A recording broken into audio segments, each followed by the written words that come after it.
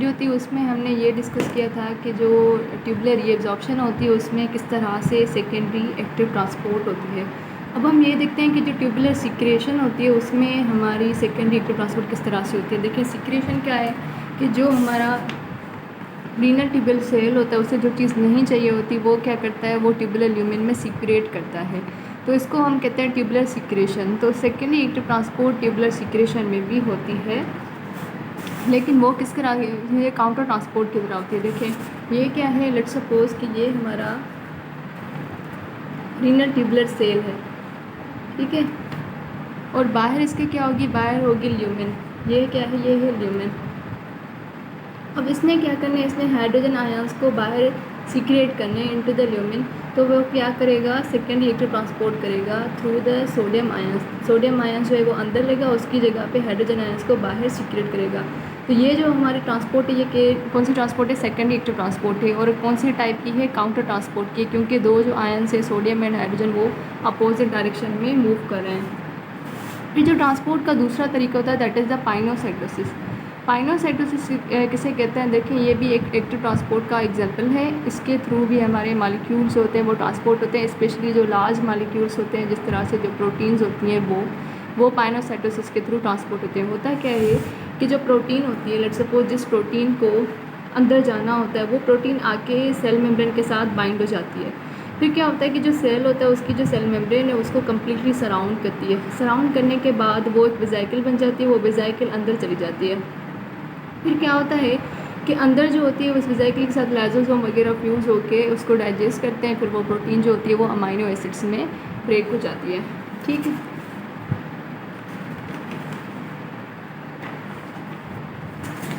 क्या होता है कि दो टर्म्स जो है वो हम यूज़ करते हैं, एक होती है ट्रांसपोर्ट मैक्सिमम, दूसरी होती है ग्रेडिएंट टाइम ट्रांसपोर्ट। तो ट्रांसपोर्ट मैक्सिमम और ग्रेडिएंट टाइम ट्रांसपोर्ट में क्या डिफरेंस है, देखिए मैंने आपको क्या बताया कि जो हमारी ट्यूबुलर एब्जॉर्प्शन होती है उसमें एक्टिव ट्रांसपोर्ट भी होती है और पैसिव ट्रांसपोर्ट भी होती है।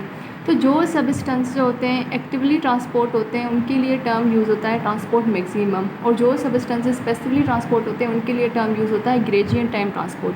तो ट्रांसपोर्ट मैक्सिमम क्या होती है, देखें कैरियर प्रोटीन जो होती है उसकी एक कैपेसिटी होती है कि वो एक लिमिट तक सॉल्यूट्स जो उसको ट्रांसपोर्ट कर सकती है। लेट्स सपोज ये कैरियर प्रोटीन है जिसकी लिमिट है कि ये 10 ग्लूकोज मॉलिक्यूल जो है वो ट्रांसपोर्ट कर सकती है, मैक्सिमम 10 ग्लूकोज मॉलिक्यूल।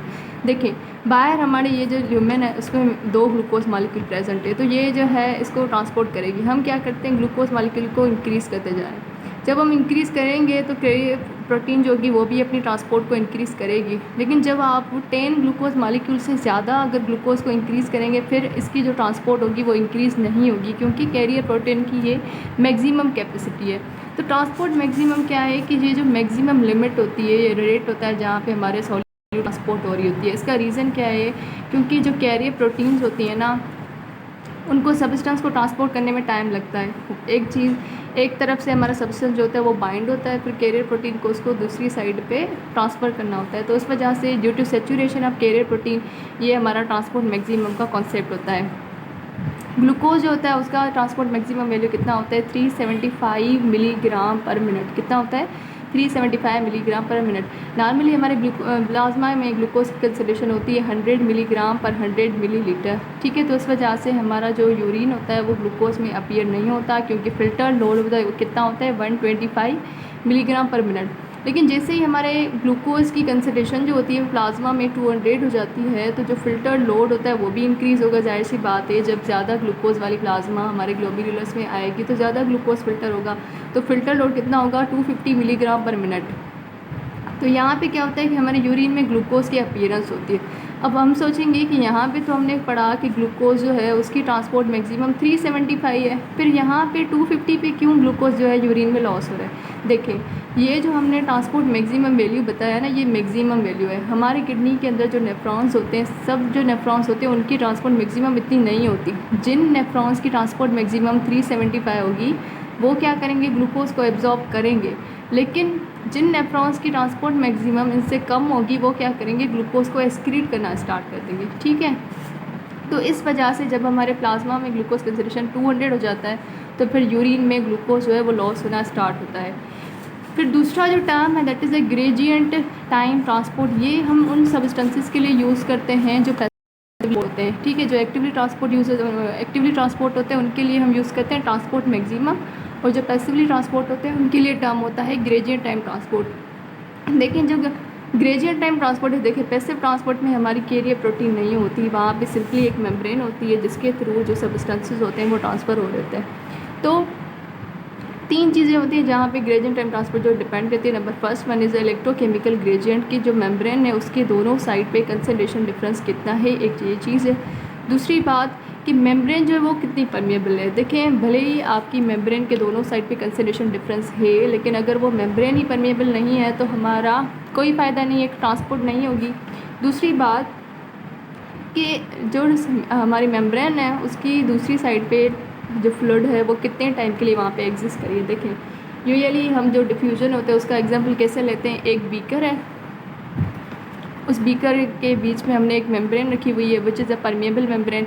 इस साइड पे ए सॉल्यूशन है, इस साइड पे बी सॉल्यूशन है, फिर यहाँ पे क्या होगा, इक्विलिब्रियम होगा। देखिए लेकिन नेफ्रॉन में इस तरह से नहीं होता। नेफ्रॉन में एक पर्टिकुलर टाइम है जहाँ तक हमारी फ्लूइड जो है वो वहाँ पे एग्जिस्ट करेगी, उस टाइम के बाद उसने वहाँ से निकल जाना है। तो जितनी ज़्यादा देर के लिए जो फ्लूइड है वो हमारी नेफ्रॉन्स में स्टेड करेगी उतनी ज़्यादा हमारी एब्जॉर्प्शन होगी। तो ये तीन चीज़ें जिस पे ग्रेडियंट टाइम ट्रांसपोर्ट होती है वो डिपेंड करती है। इसका एग्जांपल क्या है, इसका एग्जांपल है sodium reabsorption through the proximal convoluted tubule. ठीक है, तो अब आप सोचेंगे कि हमने तो पढ़ा था कि जो सोडियम है वो प्राइमरी एक्टिव ट्रांसपोर्ट के थ्रू ट्रांसफ़र होता है। यहाँ पे हम कह रहे हैं कि सोडियम की रीएब्जॉर्प्शन, देखें हमने क्या पढ़ा था कि